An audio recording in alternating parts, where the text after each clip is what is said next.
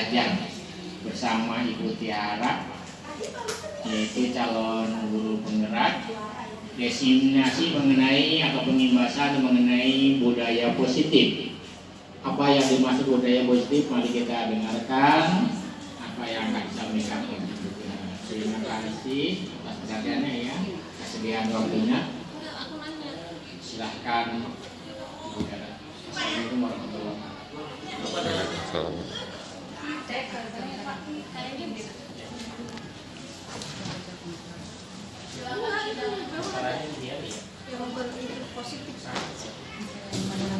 Assalamualaikum warahmatullahi wabarakatuh. Waalaikumsalam. Terima kasih Bapak dan Ibu yang sudah bersedia hadir di sini. Saya di sini mau sharing sedikit materi dari pendidikan guru penggerak yang lagi saya jalani. Saya Tiara Sukma Mardawati, calon guru penggerak angkatan kelima dari Kota Bekasi. Nah, materi yang mau saya sharing itu ke Bapak dan Ibu adalah budaya positif.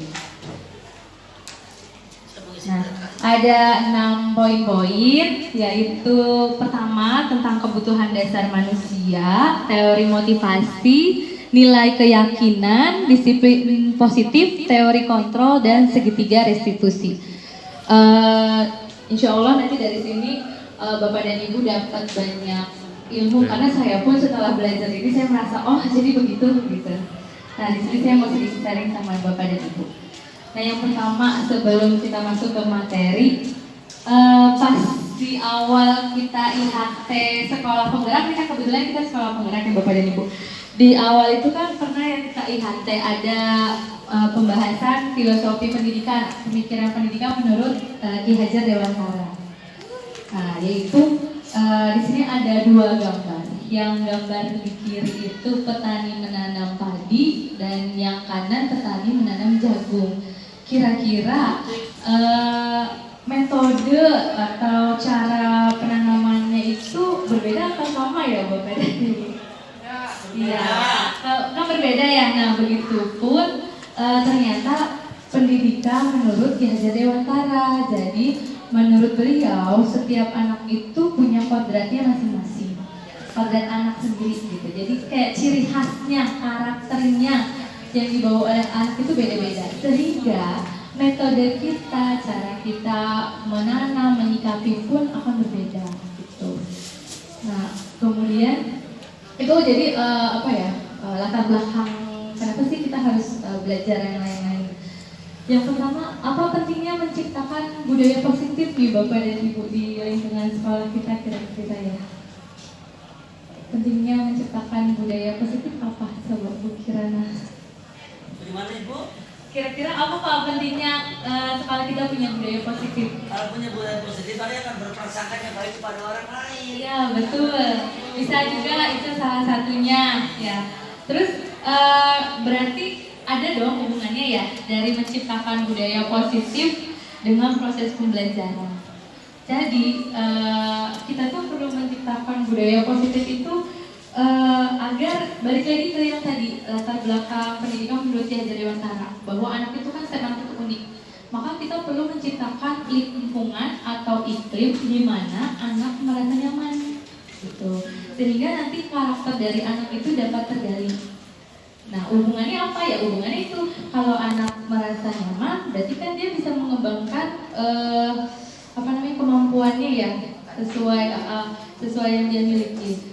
Dan sebaliknya, kalau anak aja udah ngerasa nggak nyaman nih sekolah di sini, banyak tekanan, pasti kan nggak akan, kalau kayak kita mah nggak akan betah ya. Nah, karena nggak betah itu berarti kan nanti bakatnya atau minatnya nggak bisa berkembang gitu. Nah, sekarang sebelum ke budaya positifnya, saya mau mengasih Bapak dan Ibu permisalan ya. Kalau misalkan nih, Bapak dan Ibu lagi menyimpan sesuatu di tangan Bapak dan Ibu, dan itu tuh sesuatu yang sangat berharga menurut Bapak dan Ibu. Bapak dan Ibu pegang, kemudian dikepal gitu tangannya. Kira-kira kalau misalkan ada teman Bapak dan Ibu yang lain yang ingin meminta yang ada di genggaman tangan Bapak dan Ibu itu kira-kira Bapak dan Ibu kasih apa tidak? Ya, gimana Bu Wiwin? Kalau orang baik dikasih ya. Oke. Kalau misalkan, itu kan kata Bu Wiwin kalau orang baik dikasih. Kalau misalkan Bapak dan Ibu nggak mau nih ngasih, terus orang tersebut memaksa atau sampai apa ya, bahkan berbuat menggelitik atau merayu-rayu atau bahkan sampai menawari uang. Kira-kira apakah Bapak dan Ibu akan membuka kepalan tangan Bapak dan Ibu? Oke, kata Bu Lolo tergantung situasi. Nah, pertanyaannya apa sih dari lahiran tadi?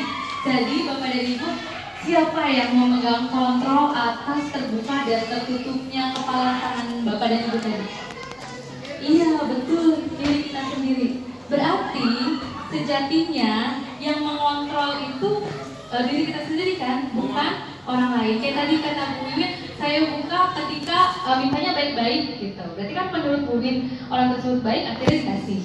Nah, kalau yang misalkan memintanya dengan cara tidak baik atau menawari uang atau dengan kasar, pasti kan tidak akan kita berikan, gitu kan ya Bapak dan Ibu. Nah itu, jadi ternyata yang pegang kendali itu ya diri kita sendiri gitu. Oleh karena itu, sesuai dengan teori dari Dr. William Glasser, bahwa ini tuh terdapat ilusi dalam mengontrol seseorang. Yang pertama, yang paling sering ya, ada ilusi guru mengontrol murid. Sebenarnya ketika kita menyuruh murid itu melakukan A, B, dan C, itu tuh bukan karena kita yang mengontrol nantinya. Dengan adanya kritik dan membuat rasa bersalah, mungkin saja pada saat itu tingkah lakunya berubah, tapi di belakang itu pasti ada karakter dari diri dia yang dia tahan, gitu. Terus yang keempat, ilusi orang dewasa memiliki hak untuk memaksa. Jadi itu kembali bahwa yang berperan dalam mengontrol itu adalah diri sendiri. Jadi semuanya itu walaupun terkesan, oh saya bisa nih mengubah ini, tapi itu adalah balik lagi atas izin dirinya sendiri, gitu, diri murid tersebut sendiri. Kemudian, nah ini ada dari Stefan R. Covey bahwa kalau kita mau buat kemajuan perlahan, sedikit-sedikit dengan cara ubah dulu perilaku kita, gitu, karena kan sebagai contoh dulu. Nah baru mengubah juga kerangka acuan kita. Jadi kita harus mengubah juga bagaimana pola berpikir. Kita harus mengikuti pola berpikir dari murid yang ingin kita arahkan. Jadi bukan kita ubah ya, kita hanya bisa tuh mengarahkan karakternya atau sifatnya. Nah ini ada dari teori stimulus respon menjadi teori kontrol. Ya. Dari stimulus respon ini yang sering disalah kaprahkan, bahwa kebutuhan atau kebutuhan orang yang ingin kita kontrol itu sama. Ternyata enggak ya, berbeda. Jadi kita harus memahami dulu orang tersebut berbuat seperti ini karena apa, gitu. Makanya nanti akan saya bahas juga bahwa ada 5 kebutuhan dasar yang mendasari seseorang itu berperilaku, gitu. Ini nanti nanti PowerPoint-nya akan saya bagikan kalau ini dibaca lebih lanjut. Dari setiap perbuatan pasti ada ketiga ini, ya pasti didasari oleh tujuan. Misalkan ada anak yang berbuat baik ke orang tuanya, pasti kan ada tujuannya. Terus ada motivasi intrinsiknya, dari motivasi dari dalam dirinya sendiri, dan ada nilai kebajikan atau keyakinan yang dia percaya, nilai moral yang dia percaya, gitu. Dari 3 unsur ini kita bahas saya bahas satu-satu dulu, yaitu yang pertama dari tujuan. Nah, tujuan atau alasan dari seseorang berperilaku atau berbuat. Menurut Dr. William Glasser ada 5 kebutuhan dasar manusia. Yang paling utama itu adalah untuk bertahan hidup. Kemudian Yang kedua, kebutuhan akan kasih sayang dan rasa diterima. Ada kebebasan, kesenangan, serta penguasaan. Yang pertama, kebutuhan bertahan hidup. Misalnya, setelah jam istirahat nih, sudah bel. Kita kan biasanya masuk ke kelas ya Bapak dan Ibu ya, karena sudah bel. Terkadang ada murid yang baru datang ya Bu Nurul ya, baru datang. Pasti itu ada sesuatu, ada tujuannya kenapa dia terlambat. Nah kira-kira kalau kayak gitu apa tuh Bapak dan Ibu? Dari mana? Dan biasanya anaknya menjawab dari kantin Bu. Gitu. Maaf Bu, di kantin antri. Berarti itu kebutuhan dasar apa Bapak dan Ibu yang berusaha dia penuhi? Makan atau bertahan hidup. Gitu. Atau misalkan ada biasanya di TK ya atau SD, tapi kadang anak SMA juga ada yang masih temennya bawa bekal, dia main ngambil bekal temennya aja. Nah ini bisa ada beberapa alasan. Kalau misalkan anak yang ngambil bekal temannya itu kita tanya, kenapa kamu ngambil? Ya Bu saya lapar. Berarti tadi kebutuhan yang perlu dia yang kebutuhan yang ingin dia penuhi itu berarti kebutuhan bertahan hidup karena dia alasannya lapar. Tapi kalau alasannya itu dia Saya senang. ya saya gak apa-apa Bu, saya iseng aja. Nah berarti kebutuhan dasar apa yang dia berusaha penuhi? Kesenangan gitu. Dia hanya mau berbuat senang aja gitu ke temennya. Atau kalau misalkan alasan dia saya ngambil biar dia takut Bu sama saya. Berarti kebutuhan dasar apa yang ini Bapak dan Ibu? Penguasaan, betul Bu Ros. Berarti anak itu mau diakui gitu oleh temannya. Jadi banyak hal yang mendasari perilaku anak tersebut ya ini dari kebutuhan dasar manusia. Dari kelima kebutuhan dasar ini. Kemudian tadi kan alasan pertama seseorang berperilaku itu kan dari tujuannya atau alasannya, dari 5 kebutuhan dasar. Yang berikutnya ada motivasi. Nah, ada motivasi. Ada keinginan ya motivasi itu.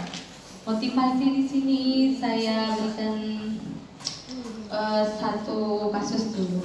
Ketika misalkan Bapak dan Ibu hadir ke suatu pelatihan, motivasi pasti Bapak dan Ibu termotivasi kan. Nah, motivasi apa nih yang mendasari Bapak dan Ibu hadir pada pelatihan tersebut? Ada 3. Yang pertama, Bapak dan Ibu hadir karena takut ditegur, misalkan oleh kepala sekolah. Yang kedua, bisa juga Bapak dan Ibu hadir karena ingin dipuji atau mendapat penghargaan. Atau yang ketiga, Bapak dan Ibu hadir karena ingin menjadi pembelajar sepanjang hayat. Nah, itu ya Bapak Ibu. Jadi motivasi itu ada 3 ternyata. Yang pertama, yang kita lihat pertama ini kan hadir karena takut ditegur. Berarti kira-kira motivasi akan apa nih? Takut akan hukuman. Betul Bu Husti, takut akan hukuman. Ternyata ada loh motivasi yang karena takut akan hukuman. Lalu yang kedua ini nih, yang hadir karena ingin dipuji atau mendapat penghargaan. Berarti motivasi karena ingin diakui, betul, atau mendapat penghargaan gitu. Ternyata itu pun ada. Jadi terkadang kita kan gini ya, ayo yang dapat bagus Ibu kasih ini. Nah ternyata itu motivasi yang kedua Bapak Ibu. Kalau anak murid kita suka kayak gitu, kita memancing motivasi anak, tapi itu belum dari dirinya sendiri, belum dari intrinsiknya, karena kita mengiming-imingi hadiah atau penghargaan gitu. Nah motivasi ini tuh berjalannya ternyata tidak pada jangka waktu yang panjang. Nah yang ketiga inilah nanti yang merupakan motivasi intrinsik dari muridnya gitu. Dia sadar akan manfaatnya gitu untuk dirinya sendiri apa gitu. Nah motivasi intrinsik yang nanti akan bertahan dalam jangka waktu yang panjang atau lama gitu. Nah, ini yang tadi saya sebutkan ya. Yang pertama itu ada motivasi tentang ketidaknyamanan atau karena hukuman. Nah, dari motivasi ini bisa saja anak nanti menjadi pribadi yang takut, ya takut berbuat salah, ya Bu Nurul ya, takut berbuat salah, terus melakukan karena terpaksa, gitu. Nah, yang kedua, nah ini saya yang masih suka memberikan kayak gini nih yang kedua ini, karena penghargaan. Tanpa sadar kan ya, kita tuh kadang di kelas suka, ayo siapa yang keluar dapatnya 90. Nah, iya betul. Apalagi saya kan ngajar matematika ya. Terima kasih Bu Sofi. Saya suka, ayo dikerjakan latihannya nanti 3 orang pertama Ibu kasih plus 10. Oh, ternyata itu belum motivasi intrinsik beberapa Ibu. Itu ternyata masih dorongan dari eksternal. Jadi belum atas kesadaran anaknya gitu. Ternyata itu nanti bertahannya nggak lama. Nah, yang ketiga inilah yang bertahan lama, yaitu motivasi dari diri anak itu sendiri. Ketika anak tersebut menyadari akan manfaatnya bagi diri dia, akan nilai-nilai yang dia percaya gitu. Dan inilah yang nantinya bertahan lama atau panjang, dalam jangka yang panjang, jangka waktu yang panjang. Nah, dari ketiga motivasi ini menurut Bapak dan Ibu, mana yang paling banyak mendasari perilaku murid kita di sekolah? Ibu? Hukuman masih sangat Masih 1 dan 2 ya. Terkadang 1 gitu ya. Terkadang 1, seringnya 2 gitu. Beberapa 3. nah bagaimana itu ketika itu Nah itu jadi saya pun belajar, Bapak dan Ibu, saya pun belajar dari pelatihan ini, makanya saya belajar, oh jadi itu masih belum dari dasar dirinya sendiri gitu dia melakukan tersebut gitu. Jadi kalau sewaktu-waktu saya tidak menerapkan atau tidak memberi murid itu penghargaan, ya bukan tidak mungkin bahwa muridnya itu nggak akan melakukan itu lagi, gitu, hal baik itu lagi. Nah inilah yang kita apa ya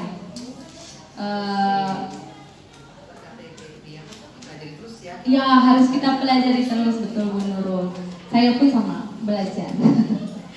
Kemudian di sini ada, nah ini Bapak dan Ibu ada kasusnya. Saya bacakan aja ya. Ada seorang guru namanya Ibu Anas, guru kelas 2 SD. Nah, anak SD kan begitu ya, masih agak sulit untuk diatur ya, karena masih maunya sebagian besar main gitu. Nah, ketika mau masuk ke kelas, kan biasanya antri dulu gitu ya. Nah ini nggak bisa antri nih anak-anaknya Bu Anas. Akhirnya berebutan.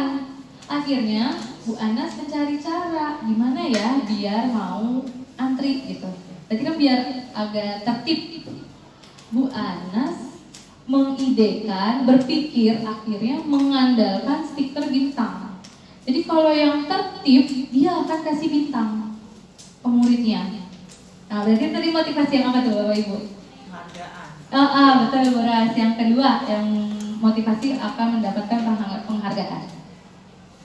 Nah, ketika dikasih stiker bintang, benar tuh kejadian. Muridnya tertib. Benar kejadian tertib terus. Tapi sewaktu-waktu pas Ibu Anas itu tidak hadir, digantikan dengan guru yang lain. Kira-kira guru yang lain tahu nggak tadi yang pemberian stiker oleh Bu Anas itu? Nggak tahu ya, karena kan itu inisiatif Bu Anas sendiri. Nggak tahu kan? Kembali lagi deh anak-anaknya atau murid-muridnya nggak tertib, berebutan masuk ke dalam kelasnya. Nah itu kenapa motivasi yang berdasarkan penghargaan pun itu tidak bertahan lama. Karena pada dasarnya itu bukan karena kesadaran dari diri anak tersebut, gitu. Ya, Bapak dan Ibu, jadi seharusnya Ibu Anas menanamkan nilai moral gitu. Gini loh nak, kenapa kamu harus berbaris agar tertib gitu. Nah nanti ketika nilai itu dipahami oleh muridnya gitu ya, masuk ke dalam hatinya, dia akan dengan sendirinya tanpa harus disuruh gitu, akan tertib memasuki kelas. Salah satu contohnya seperti itu. Nah, berarti strateginya yaitu harusnya Ibu Anas menanamkan motivasi yang dari dalam diri anaknya sendiri. Ya. Nah, anak SMA aja masih susah ya Bu. Nah itu dia, itu masih menjadi PR kita ya Bu ya, PR kita bareng-bareng. Nah makanya dari pelatihan itu sama saya juga masih belajar gitu. Oh ternyata salah kok penerapan dengan memberikan penghargaan pun ternyata tidak bertahan lama gitu. Kemudian nah ini dari Alfikon, saat kita berulang kali menjanjikan hadiah kepada anak-anak agar berperilaku bertanggung jawab atau mempelajari sesuatu yang baru, nah, mereka itu sedang berasumsi harus melakukan apa tidak ya, gitu. Sedang menimbang-nimbang, sedang menimbang-nimbang. Kira-kira kalau saya lakukan bisa aja dia menimbang-nimbang, saya untung tidak ya, gitu. Jadi bukan karena dari dasar dirinya, bukan dari motivasi intrinsiknya, tapi masih dari motivasi eksternal, karena didorong, gitu. Oke, kembali lagi ke yang tadi ya, perbuatan. Seseorang melakukan suatu tindakan atau perbuatan didasari tadi yang pertama ada tujuan, ada 5 kebutuhan dasar kan tadi tuh. Terus yang kedua dari motivasi intrinsik. Terus yang ketiga nih ada dari nilai kebajikan atau keyakinan kelas, atau bahasa lainnya ini moral yang dia percaya. Sejatinya setiap individu itu pasti memegang moral-moral baik, ya hanya saja terkadang dia suka mengabaikan. Nah, jadi keyakinan di sini dikenali dengan keyakinan kelas. Jadi keyakinan kelas itu biasanya menggunakan kata-kata kalimat positif gitu. Atau bisa juga nih nanti Bapak dan Ibu di kelas yang jadi wali kelas ya, bisa juga nanti di kelasnya masing-masing atau Bapak dan Ibu guru mapel tertentu gitu, bisa saja nanti di awal pembelajaran ayo kita sepakati gitu. Jadi keyakinan kelas itu kesepakatan bersama ya, kita gali apa nih yang kalian yakini gitu, dari misalkan dari kalimat-kalimat mendengarkan guru Bu kalau lagi menjelaskan, terus atau bergantian Bu saat ada yang berbicara. Nah itu kan bisa kita rangkum ke dalam satu nilai, yaitu saling menghormati. Atau anak datang ke kelas tepat waktu pun juga itu juga termasuk saling menghormati kan ya, menghormati guru yang sudah di kelas, atau juga menghormati teman-teman yang sudah ada, yang sudah ready gitu di dalam kelas. Itu jadi contoh dari keyakinan kelas itu kalimatnya bisa berjalan di kelas atau di koridor gitu. Jadi tidak pakai kalimat yang negatif, atau biasanya tidak pakai kalimat yang menjudge atau merintah gitu. Pakai kalimat-kalimat yang positif, yang halus. Kira-kira bisa nggak bedain ya Bapak Ibu? Bisa ya? Habis ini saya mau kasih sedikit games. Nah, di sini ada 8 kalimat ya. Betul nggak benar? Kalimat apa kata ya benar? Kalimat, ya 8 kalimat. Yang pertama, dilarang merokok. Kira-kira itu nilai keyakinan bukan ya Bapak dan Ibu? Dilarang merokok. Ya, berarti keyakinan bukan? Bukan ya Bu? Ya betul, ini bukan nilai keyakinan karena ada kata-kata perintahnya yang menyuruh gitu. Jadi kalau keyakinan itu lebih halus, katanya apa namanya, pakai kalimat yang positif. Kemudian ada menunggu giliran. Kalimat untuk keyakinan kelas bukan ya? Menunggu giliran. Ya betul Bu Ayu. Keyakinan ya, ini menunggu giliran itu termasuk keyakinan kelas.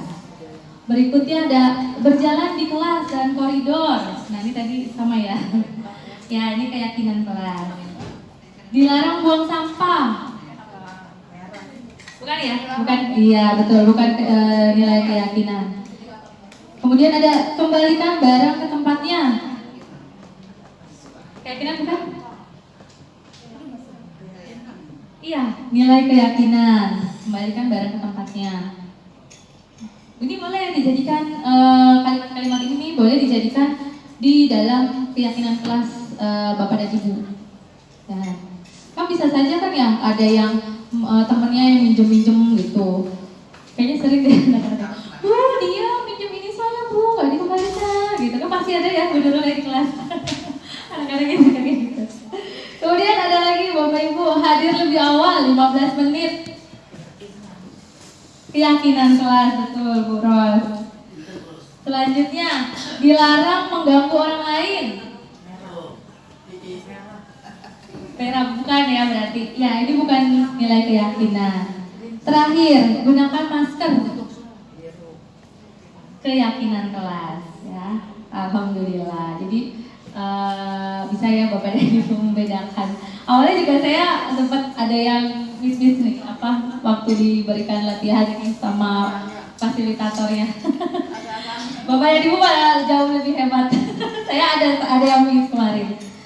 Nah itu ya Bapak dan Ibu, jadi yang mendasari anak berperilaku itu ada 3 tujuan atau alasan dia berperilaku, motivasi dia, sama nilai keyakinan yang dia pahami atau yang dia sadari gitu, yang dia miliki. Kemudian di sini ada disiplin positif, bahasan berikutnya.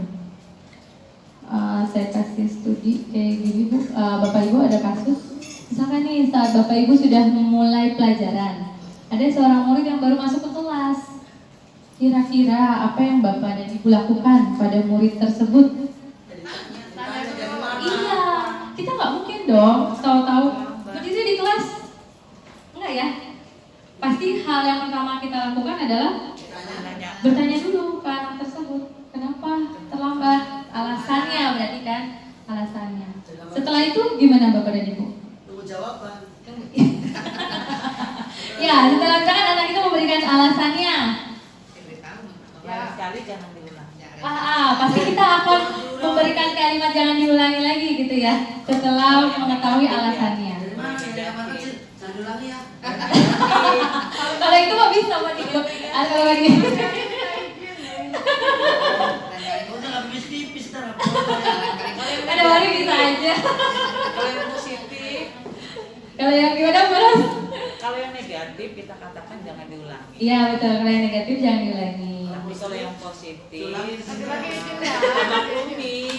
Dimaklumi ya. Biasanya kita dari alasan itu kita dengarkan dulu, terus kita berupaya untuk memahami ya.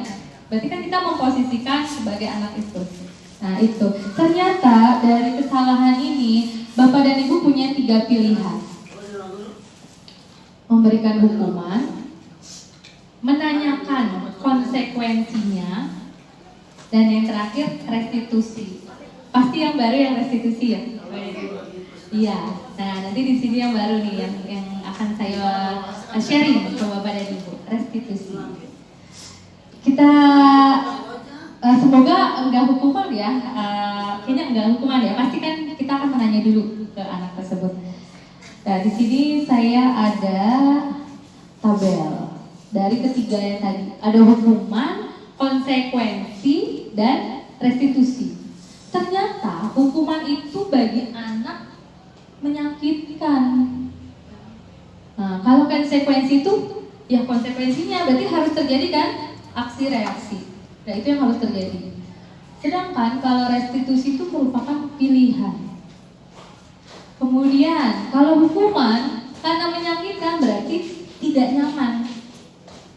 Dalam jangka waktu bisa pendek, bisa panjang. Nah khawatirnya itu ketika terjadi di hati anak itu dalam jangka yang panjang. Ya kita jeda dulu ya Bapak dan Ibu.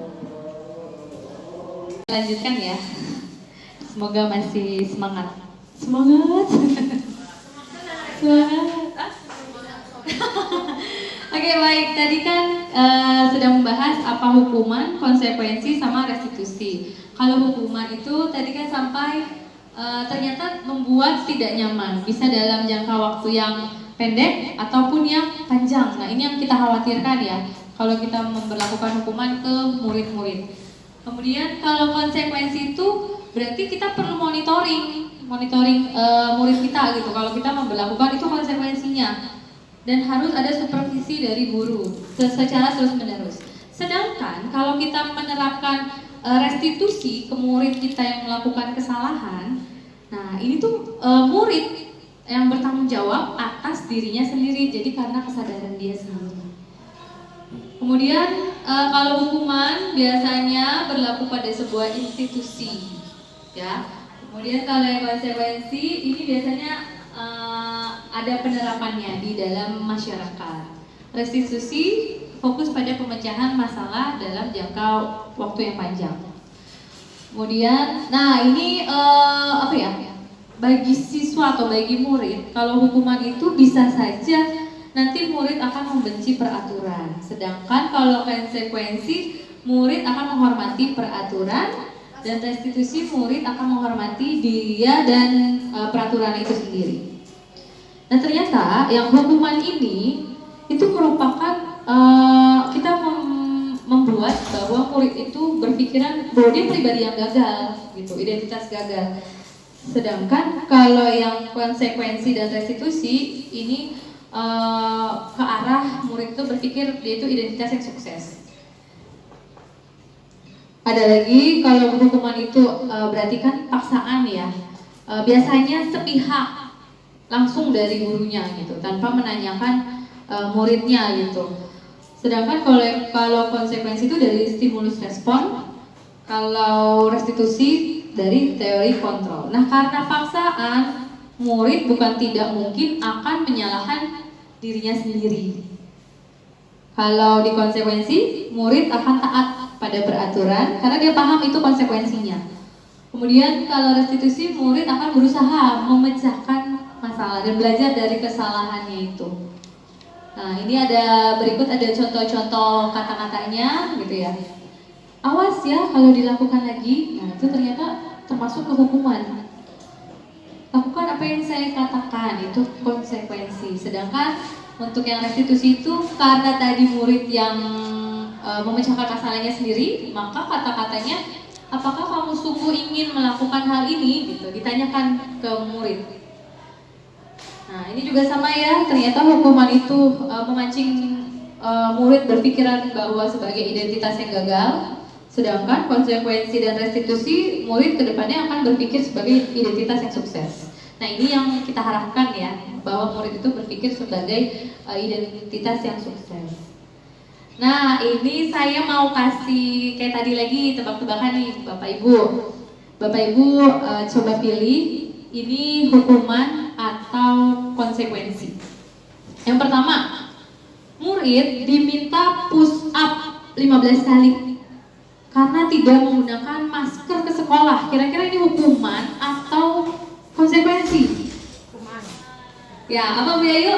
Hukuman. Hukuman? Setuju? Kita lihat jawabannya. Iya, betul. Hukuman ya.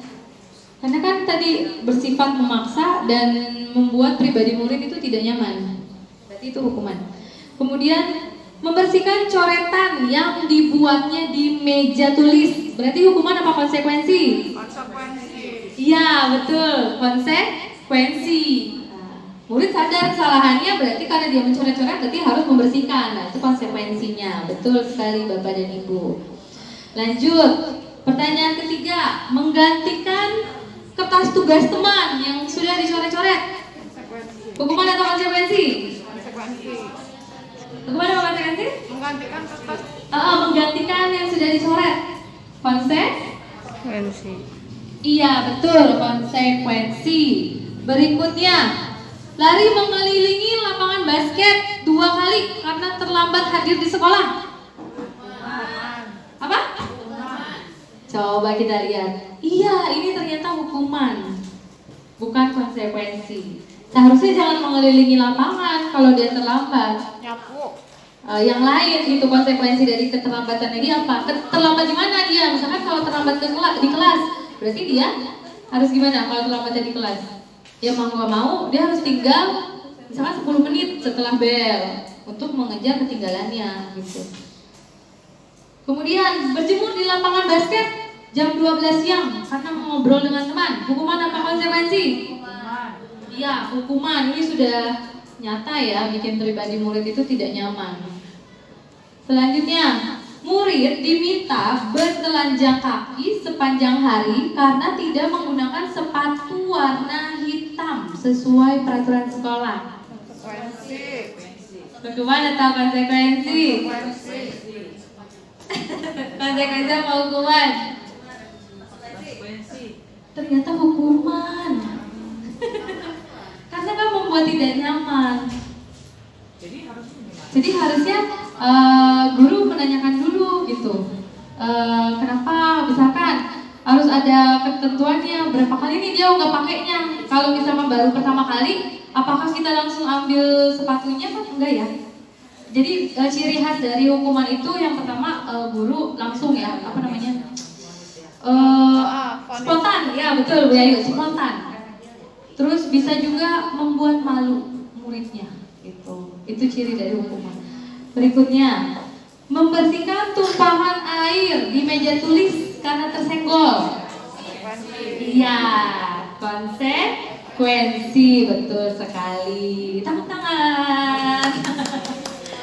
Sudah banyak yang betul. Lari mengelilingi lapangan basket 2 kali karena terlambat 10 menit di pelajaran PJOK. Kira-kira ini hukuman apa konsekuensi? Konsekuensi ya. Hukuman apa konsekuensi? Konsekuensi. Ada yang hukuman dan konsekuensi aja. Hukuman apa konsekuensi? Kenapa kalau Bu Ayu jawab konsekuensi? Kenapa Bu Ayu?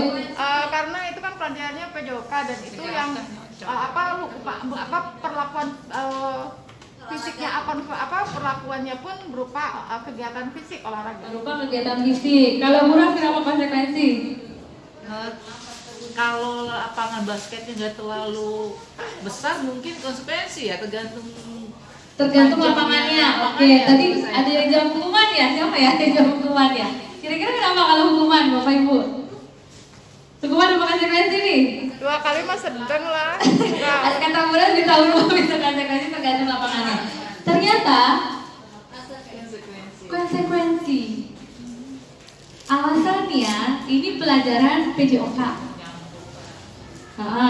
Terus dia terlambat 10 menit di awal. Logikanya, ini nggak ada guru olahraga ya kebetulan. Kalau olahraga, anak itu perlu apa Bapak Ibu? Pemanasan. Betul. Jadi mengelilingi lapangan basket ini bisa dianggap sebagai pemanasan. Karena tadi siswa telat, jadi pemanasannya ya udah lari mengelilingi gitu. Ya. Jadi udah banyak yang betul ya tadi konsekuensi. Are, tepuk tangan. Berikutnya, membersihkan WC karena mematahkan pensil temannya. Iya betul ya, ini hukuman ya. Waduh saya sampai waduh. Masa membersihkan WC cuma gara-gara matahin pensil ya, hukuman. Next. Nah ini yang tadi saya sampaikan. Kehilangan 10 menit di jam istirahat. Kehilangan 10 menit jam istirahat untuk mengerjakan tugas karena terlambat datang. Terlambat datangnya 10 menit, berarti itu kalau hukuman apa konsekuensi? Konsekuensi. Karena kan terlambatnya 10 menit ya, berarti dia tinggal di kelasnya 10 menit seharusnya seperti itu. Tapi kalau misalkan dia terlambatnya 10 menit tinggal di kelasnya 30 menit, itu akan menjadi hukuman. Karena nggak sesuai gitu. Pokoknya kalau yang tidak sesuai itu hukuman. Baik, Bapak dan Ibu sudah hebat. Saya mengerjakan ini ada beberapa yang salah juga kemarin. Ya ternyata Bapak dan Ibu jauh lebih hebat dari saya. Sudah bagus analisis mana yang hukuman, mana yang konsekuensi.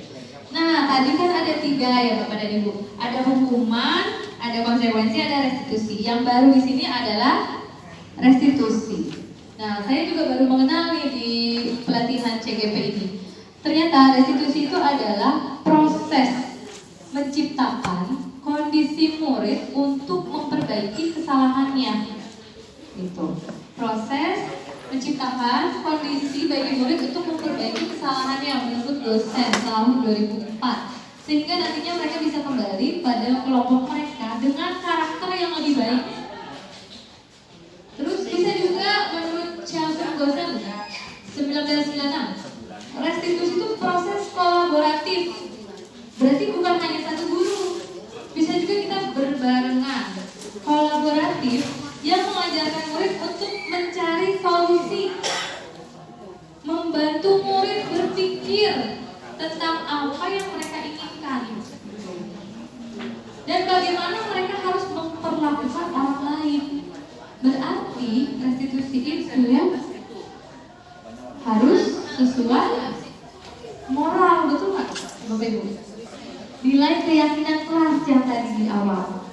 Nah, ini dia ciri restitusi.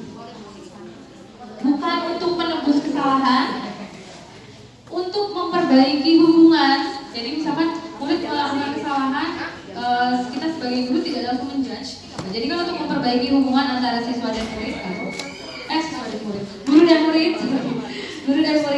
Kemudian, nah ini di restitusi itu ada tawaran dari gurunya. Kamu ingin tidak memperbaiki kesalahanmu? Itu. Karena kita menanyakan, pasti murid akan berpikir dong, kira-kira itu sesuai nggak ya sama moral yang dipahami murid tersebut, kan gitu ya. Kemudian, nah restitusi juga mencari kebutuhan dasar yang mendasari tindakannya. Nah ini tadi alasan seseorang bertindak atau berperilaku. Ada sebuah tujuan kan yang tadi diucapkan oleh siapa tadi ya? Dasar ya. 5. Ada 5 kebutuhan dasar manusia. Dari yang kebutuhan akan bertahan hidup, kasih sayang, kekuasaan, betul itu, kebebasan, iya, kesenangan. Wah, hebat. Bapak Ibu nyimak ya. Hebat. Terus bisa juga restitusi itu, nah ini cara yang paling baik ternyata Bapak dan Ibu. Ternyata restitusi itu adalah cara yang paling baik. Kemudian dia fokus pada karakter, untuk menumbuhkan karakter dari anak. Dan yang terakhir, menguatkan dan fokus pada solusi. Nah nanti solusi ini yang mencari kita lempar, kita tanyakan ke murid itu, kira-kira apa solusinya nak? Nah, jadi kan dia akan berpikir tuh, oh iya Bu, kalau saya begini berarti saya harus begini ya. Jadi itu ternyata hebatnya restitusi. Nah, dari restitusi ini ada posisi kontrol. 5 posisi kontrol seseorang, atau dalam hal ini berarti guru, ke muridnya. Bisa sebagai penghukum ya atas tadi kesalahan, misalkan kesalahan yang dibuat murid. Bisa sebagai penghukum, bisa sebagai pembuat rasa bersalah, bisa sebagai teman. Nah kadang kan kita suka dengan murid kayak teman ya. Ada juga kita mengontrol sebagai pemantau, dan yang terakhir sebagai manajer. Nah dari kelima posisi kontrol ini nanti kita lihat mana yang terbaik dan mana yang sering kita lakukan nih di kelas. Yang pertama penghukum, namanya hukuman. Berarti ada sesuatu yang tidak disenangi dari hukuman itu kan, kalau murid akan merasa tidak senang. Contohnya ada kalimat kayak gini, Bu, patuhi aturan saya, awas ya, gitu. Itu ada kata-kata seperti itu. Kamu selalu salah, gitu. Jadi ada menjudge anak. Hasil dari kontrol kita sebagai penghukum saat anak melakukan kesalahan, murid itu akan bisa saja mendendam, bisa saja sewaktu-waktu bersifat agresif, gitu. Karena kan dari hukuman itu anak bisa merasa malu ya, merasa tidak nyaman. Kemudian yang kedua, tadi ada pembuat rasa bersalah.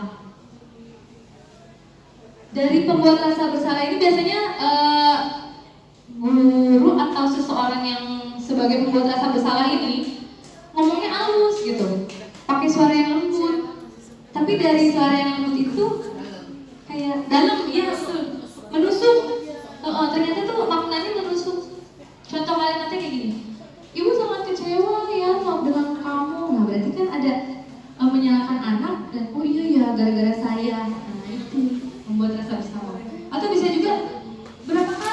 Bapak harus memberitahu kamu loh, itu ternyata membuat rasa bersalah.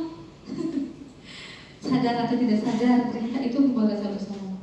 Gimana coba kalau orang tua kamu tahu kamu berbuat seperti ini? Nah itu juga ternyata kalimat-kalimat di posisi kontrol membuat rasa bersalah. Hasilnya apa dari membuat rasa bersalah ini? Murid akan merasa bersalah, karena merasa bersalah akan menahan perasaannya, akan merasa apa yang dia lakukan itu selalu salah, jadinya dia tidak berani bertindak. Padahal dia mencoba sesuatu yang baru misalkan, di luar kesalahan itu. Yang ketiga, sebagai teman, posisi kontrol seseorang sebagai teman. Karena sebagai teman berarti ada positifnya, ada negatifnya. Nah dari segi positifnya, ini akan memperbaiki hubungan antara murid sama guru tersebut, akan terjadi hubungan yang baik kan, berarti akan memperbaiki hubungan. Sedangkan sisi negatifnya, kalau sewaktu-waktu guru tersebut tidak membantu murid, iya murid itu akan merasa kecewa. Ya kok saya nggak dibantu lagi sih gitu. Emangnya saya salah apa? Bisa juga kayak gitu kan ya. Padahal kita maksudnya baik gitu ya kalau mau sebagai teman gitu. Ternyata ada dampak negatifnya juga. Nah hasilnya, kita dulu kata-katanya. Bisa juga dengan kata-kata gini, ayo bantulah demi Bapak ya. Jadi ada unsur bukan memaksa, kayak memohon ya kalau teman itu berarti. Ayo ingat tidak bantuan Bapak kemarin? Ya, ayo Pamri betul Bu Sofi, Pamri. Ya udah, kali ini nggak apa-apa. Nanti Ibu bantu bereskan. Nah ini, nanti Ibu bantu bereskan. Ketika ibu gurunya itu nggak membantu lagi, yang terjadi anak itu akan kecewa. Oh saya dibantu lagi ya? Gitu. Emang saya kenapa? Emang saya salah apa? Jadi malah bertanya-tanya. Hasilnya, yang positifnya tentu murid akan senang ya ke guru tersebut, akan merasa akrab, ya itu. Tapi jadi ketergantungan dengan gurunya, tidak terlalu bisa mandiri gitu. Nah yang keempat, tadi sudah yang pertama sebagai penghukum, membuat rasa bersalah, teman ya. Nah yang keempat ini pemantau. Dari tiga dulu Bapak Ibu, dari tiga yang tadi tuh, penghukum, pembuat rasa bersalah sama teman. Lebih baik yang mana? Dari tiga ya, baru dari tiga. Yang mana kira-kira? Masih teman ya, walaupun masih ada sisi negatifnya sebagai teman, tapi yang terbaik dari tiga itu. Nah sekarang yang keempat nih, ada sebagai pemantau. Jadi itu guru memantau. Memantau itu berarti mengawasi gerak-gerik dari muridnya. Jadi karena mengawasi berarti guru tersebut tahu suatu peraturan sama konsekuensinya apa. Gitu. Contoh kalimatnya, guru akan menanyakan peraturannya apa. Terus apa yang telah kamu lakukan? Dan biasanya menanyakan konsekuensinya apa nih dari perbuatan kamu. Tuh. Kemudian hasilnya murid paham konsekuensinya. Yang harus dijalankan apa itu murid paham, gitu. Sehingga mungkin sewaktu dia nggak akan melakukan tersebut. Tapi kelemahannya di sini, karena sebagai pemantau mengawasi, berarti guru harus selalu mengawasi tindakan anak tersebut. Nah ini yang di awal tadi, karena tidak didorong dari motivasi intrinsiknya, bisa saja sewaktu-waktu ketika gurunya itu tidak mengawasi, dia akan melenceng lagi. Gitu. Ini teori kontrol yang keempat sebagai pemantau. Nah yang kelima sebagai manajer. Manajerial, di perusahaan kan ada manajer juga ya. Ternyata manajer itu posisi di mana guru berbuat sesuatunya itu bersama-sama dengan murid. Terus mempersilahkan murid untuk mempertanggungjawabkan perilakunya dan menemukan solusi dari permasalahan yang dia buat. Contoh yang ditanyakan oleh guru bisa seperti ini. Apa ya yang kita yakini? Nah, atau apa ya kemarin nilai-nilai kelas yang kita sudah buat? Gitu. Kita tanyakan dulu tuh. Apa kamu meyakininya atau kamu yakin tindakan ini sesuai dengan nilai-nilai di kelas kita gitu. Berarti kan memvalidasi dulu ya ke diri dia, benar gak nih, sesuai gak nih gitu. Terus menanyakan, jadi bukan guru yang mencari solusinya, tapi muridnya. Bagaimana solusinya kira-kira untuk memperbaiki masalah kamu gitu. Nah, maka di sini sebagai manajer itu guru memposisikan untuk membimbing murid tersebut dari menyadari kesalahan dan hingga menyelesaikannya atau mencari solusinya. Nah, hasilnya karena berfokus pada murid, murid akan lebih bertanggung jawab, akan lebih sadar, oh iya ya bahwa itu salah gitu. Dan ini jangka panjangnya ya murid akan sadar dan tidak akan melakukan kesalahan yang sama. Dari kelima posisi kontrol yang tadi, kira-kira Bapak dan Ibu ada di posisi yang mana nih yang paling sering? Kalau saya jujur, saya paling sering pasti di pemantau. Pasti saya mengkaitkan dengan konsekuensinya. Saya pun masih belajar untuk sebagai manajer. Jadi berusaha untuk menanyakan ke anak, memvalidasi, dan berusaha untuk membantu anak mencari solusinya. Setelah ini saya jadi terserahkan gitu kayaknya. Ya, ternyata itu ya hal-hal yang suka kita nggak sadar. Jadi yang paling bagus itu adalah posisi kontrol sebagai apa Bapak dan Ibu? Manajer gitu. Di sini ada ringkasannya. Nah, ternyata kontrol diri sebagai manajer itu yang nantinya akan menumbuhkan motivasi intrinsik dari diri murid tersebut. Di awal sudah saya ini ya bahas ya, kalau motivasi intrinsik berarti bertahannya akan lama, panjang ya, dalam jangka waktu yang panjang.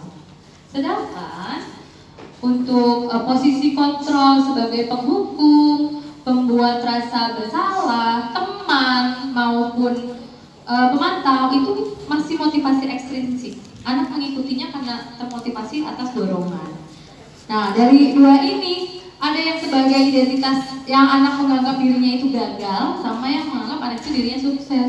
Yang gagal itu kalau guru memposisikan dirinya sebagai penghukum dan membuat rasa bersalah. Anak akan menyalahkan dirinya sendiri. Bukan tidak mungkin anak menganggap dirinya, oh iya ya saya sebagai pribadi yang gagal gitu. Itu yang kita hindari ya kan yang Bapak dan Ibu. Nah, ini kata contoh-contoh kalimatnya. Terus ini hasilnya. Nah, mungkin dampaknya yang akan saya bahas ya. Kalau pada penghukum, dampaknya murid akan mengulangi kembali kesalahannya. Kemudian kalau yang membuat rasa bersalah, nah itu karena dia merasa gagal, dia akan rendah diri, dia akan gak berani mencoba sesuatu hal yang baru gitu. Padahal itu bukan kesalahan, bisa jadi nggak bisa mengembangkan minat bakatnya kan jadinya. Kemudian untuk yang posisi kontrol sebagai teman, nah murid akan bergantung kepada gurunya, tidak bisa mandiri. Walaupun ini tujuan positifnya bisa memperbaiki hubungan antara murid dan guru. Kemudian yang pemantau, murid akan menitik beratkan pada dampak diri sendiri. Nah ini masih eksternal juga nih, masih mempertimbangkan konsekuensinya, tapi itu belum dari dasar dirinya atau motivasi dirinya, karena solusinya itu bukan dari dia, karena solusinya dari konsekuensi yang ada gitu, dari peraturan yang ada, konsekuensi apa. Nah yang terbaik itu ternyata yang manajer.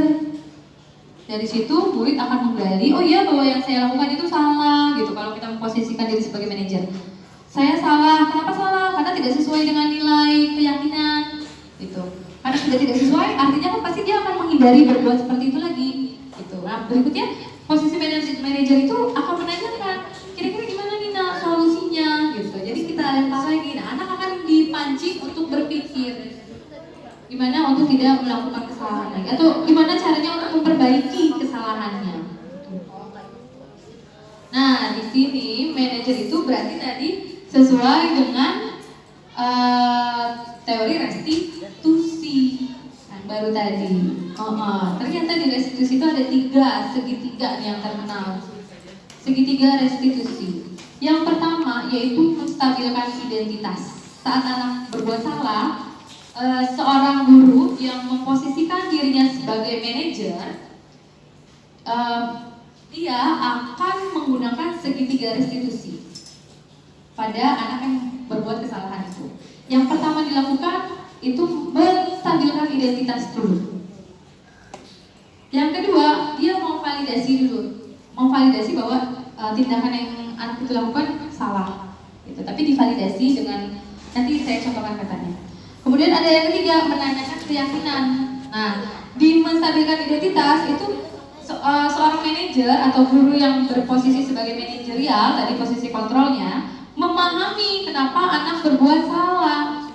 Nah, kesalahannya ini dari mana? Dari sebuah pembelajaran. Jadi kesalahan itu sebagai pembelajaran gitu. Paham, oh iya kalau ini anak berbuat salah karena belajar gitu. Terus tidak mengkritik murid. Contohnya, ada anak berbuat salah. Oh iya, Bapak paham kamu berbuat salah. Ibu paham kamu melakukan hal yang salah. Jadi menstabilkan identitas dulu nih ke muridnya. Terus validasi tindakan yang salah. Kita berusaha menganalisis nih dari kebutuhan apa yang berusaha dia penuhi. Tadi 5 itu pasti tidak jauh dari 5 itu Bapak Ibu. Alasan anak berbuat salah itu. Nah ini validasi tindakan yang salah. Kemudian yang ketiga, menanyakan keyakinan. Nah ini kita lempar. Dia menanyakan keyakinan.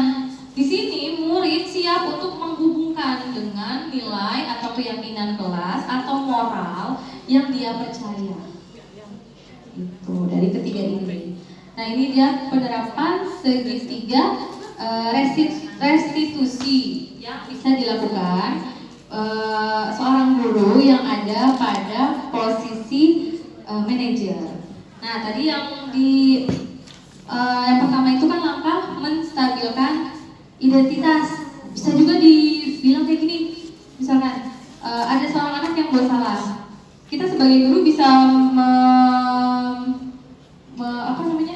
mengungkapkan gini, oh iya setiap orang pasti pernah buat salah gitu. Jadi kan dari situ anak gak ngedor, sudah buat salah ya udah lu betul. Atau bisa juga, iya kamu bukan satu-satunya yang pernah membuat kesalahan seperti ini. Jadi kita kuatkan dulu nih saat anak berbuat salah.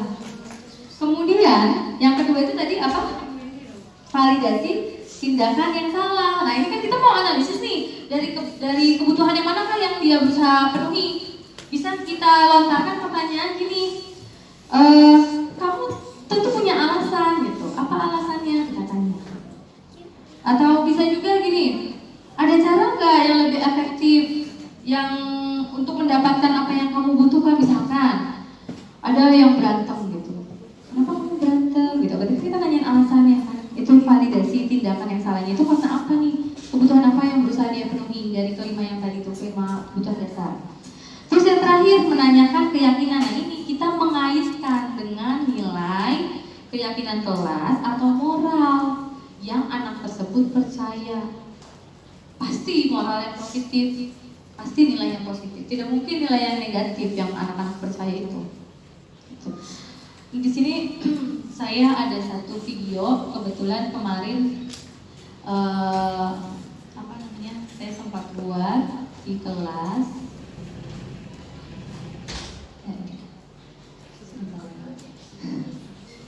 Tentang penerapan segitiga restitusi.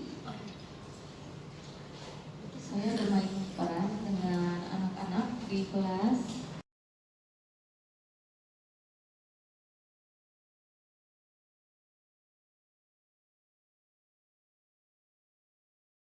Sebentar diulang. Nah ini kasusnya nih, ceritanya tadi ya. Pas lagi diskusi, ada salah satu siswa yang tidak mau ikut berdiskusi. Dia kesal dan melaporkan kepada saya.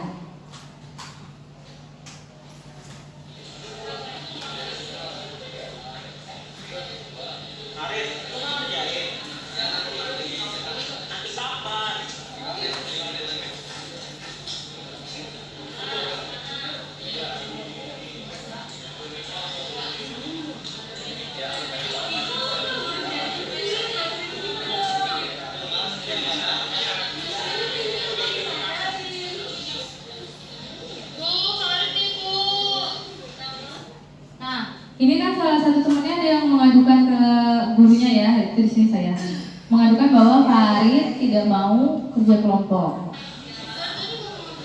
Dan saya pun menghampiri Farid.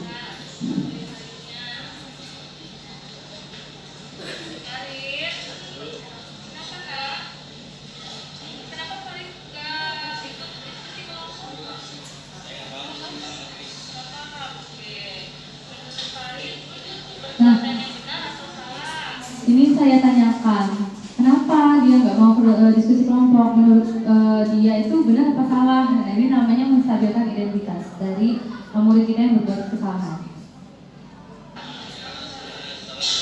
Nah, maka Farid akan menjawabkan alasan-alasannya.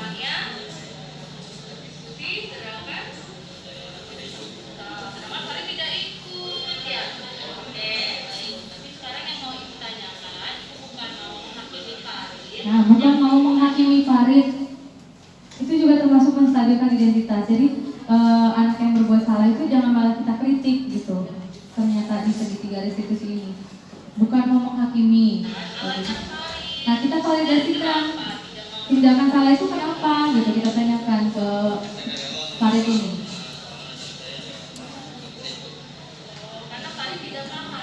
Nah, di sini Farid menjawab bahwa dia tidak paham. Berarti kebutuhan dasar apa ya, Bapak Ibu, yang berusaha dipenuhi oleh Farid?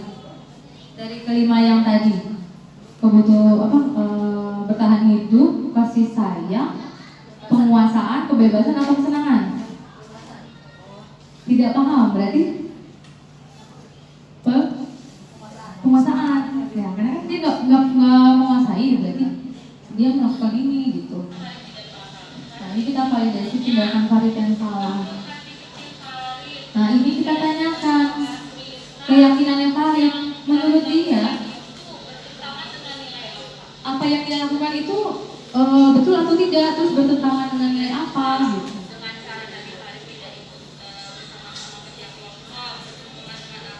Nilai apa nih yang dia lupakan gitu, yang dia ingkari. Dia menjawab bahwa solidaritas, kemudian tidak menghargai. Nah, itu berarti kan dari dalam dirinya Farid sendiri itu paham bahwa hal yang dia lakukan itu tidak sesuai dengan nilai keyakinan.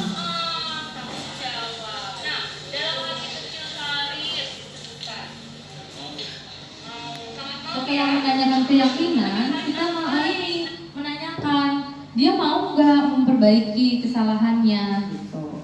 Kalau murid tersebut sudah jawab dia mau gitu, kita tanyakan lagi. Ya, terus jadi Farid harus bagaimana? Gitu. Jadi biar semua solusi dan jawaban itu dari anak.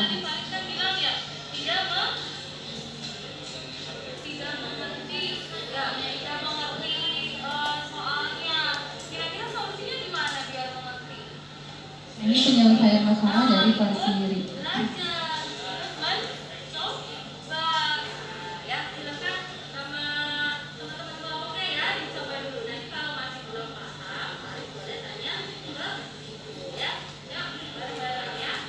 Nah, karena di sini awalnya saya menerapkan metode diskusi, saya memberi kesempatan dulu bagi Farid dan teman kelompoknya untuk berdiskusi terlebih dahulu, tapi tidak melepas itu. Jadi ketika saya tawarkan kalau masih belum paham, baru boleh tanya saya gitu. Jadi tidak melanggar metode yang awalnya sudah saya. Terus ini kasus yang kedua. Ini kebetulan kemarin di kelas 11.6. Kasusnya 11.5 ya, sorry. Oh, salah saya di sini. Di sini kasusnya ketika saya sudah masuk ke kelas, ada salah satu murid yang baru datang. Nah, itu kasusnya. Berarti kan dia berbuat salah ya, karena terlambat datang.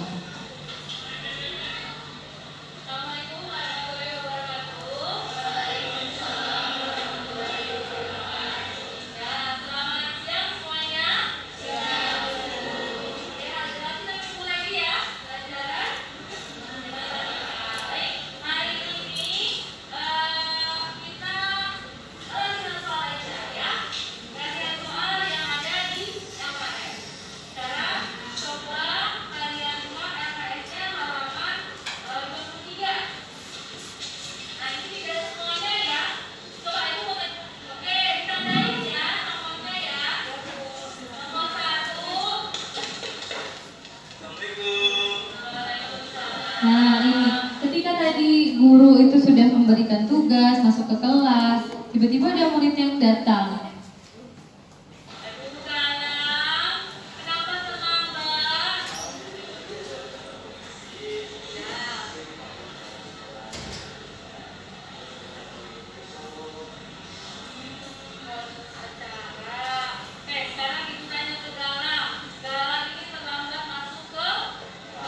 Nah, ini identifikasi masalah.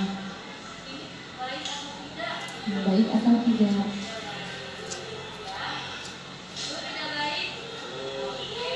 Nah, di sini kan ada murid yang menyoraki Galang yang datang terlambat ya. Gitu. Nah, di sini peran guru sebagai posisi control manager. Jadi mendamaikan juga gitu. Saya damaikan ya sudah gitu.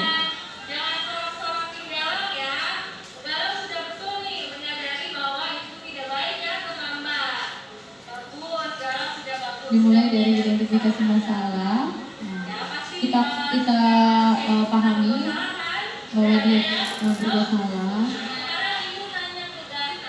Kemudian kita validasi.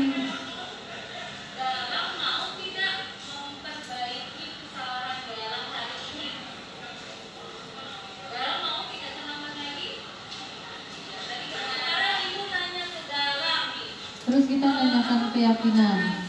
Kira-kira dia terlambat itu bertentangan dengan nilai apa? Gitu.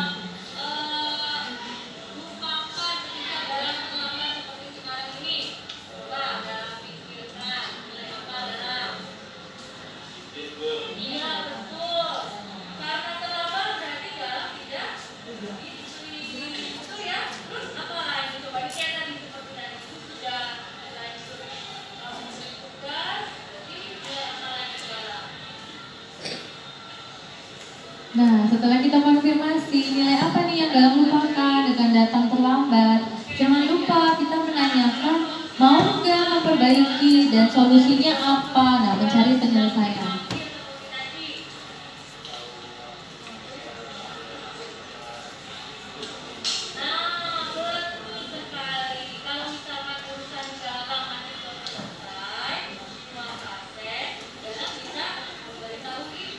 Nah, ceritanya tadi alasan Galang terlambat itu karena masih ada urusan di Wakasek, dipanggil oleh Wakasek. Galang anak OSIS masih membicarakan satu hal, ceritanya gitu. Nah, terus saya tanya, kira-kira gimana kalau misalkan urusannya belum selesai gitu. Nah, Galang sendiri yang menjawab, ya Bu, saya akan memberitahukan ke Ibu gitu. Jadi saya tahu gitu bahwa dia nantinya akan sedikit terlambat. Itu bukannya tidak hadir. Seperti itu.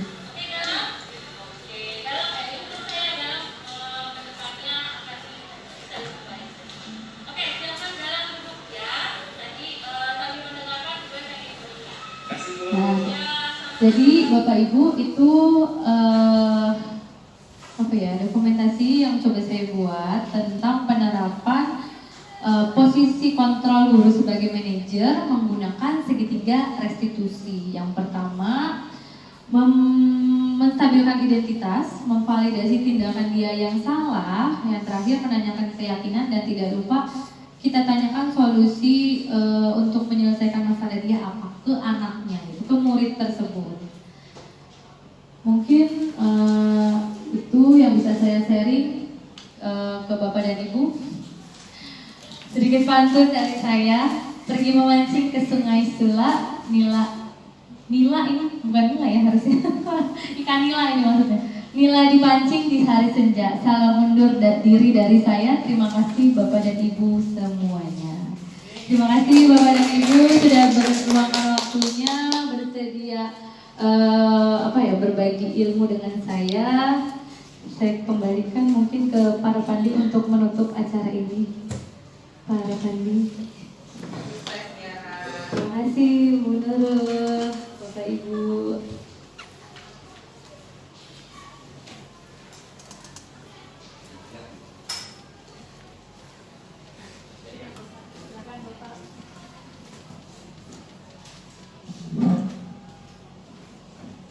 Tepuk tangan sekali lagi buat Bu Tiara. Terima kasih Bapak Ibu guru semuanya yang sudi sudi menemani Bu Tiara. Dan juga terima kasih ke Bu Tiara terutama yang telah membagikan ilmunya kepada teman-teman kita semua. Terima kasih untuk semuanya. Semoga sukses menjadi guru penggerak. Mudah-mudahan teman-teman yang lain juga nanti tergerak begitu. Terima kasih. Saya akhiri ada ini. Wassalamualaikum warahmatullahi wabarakatuh.